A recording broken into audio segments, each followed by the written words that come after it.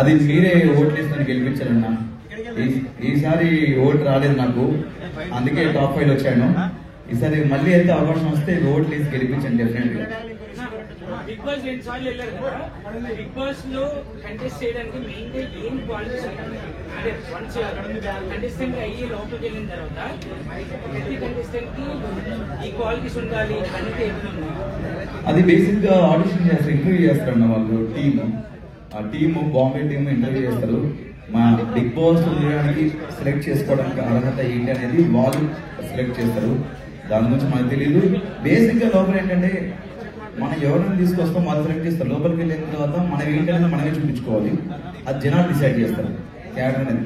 అంటే ఎమోషన్ దగ్గర ఎమోషన్ చూపిస్తారు కొంతమంది, లైక్ కోపం వచ్చినప్పుడు కోపం చూపిస్తారు, బాధ వచ్చినప్పుడు బాధ, ఆనందం వచ్చినప్పుడు ఆనందం చూపిస్తారు.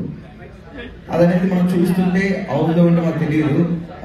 వాళ్ళు బయట ఎలా ఉంటుంది లోపల ఏంటంటే కొంతమంది పరిచయం ఉన్న వాళ్ళు ఉంటారు కాబట్టి మనకు వాళ్ళ గురించి ఐడియా ఉంటుంది. కొత్త వాళ్ళు వచ్చిన వాళ్ళ గురించి తెలియదు కాబట్టి మనం చెక్ చేయలేము. అవును,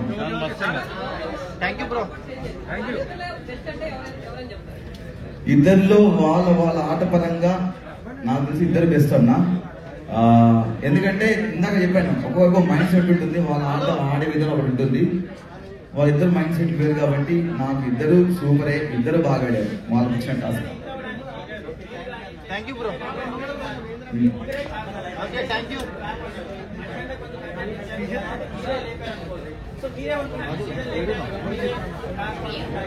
అన్న నేనేమంటా అంటే ఒక సినిమా హిట్ అవ్వడం కారణం అందులో నటించిన ప్రతి ఒక్కరు, డైరెక్టర్ గారు, కెమెరామెన్ గారు, ప్రతి నటుడిది దాంట్లో కష్టం ఉంటుంది, చెయ్యి ఉంటుంది, కష్టం ఉంటుంది. అండ్ ఇక్కడ మీ ముగ్గురమే కాదు, ప్రతి కంటెస్టెంట్ అందరు కలిసి దీన్ని హిట్ చేశారు. మీ ముగ్గురే కదన్నా, అందరి ప్రమేయం ఉంది, అందరు కష్టపడ్డారు, అందరం కలిసి ఈ సీజన్ హిట్ చేశారు.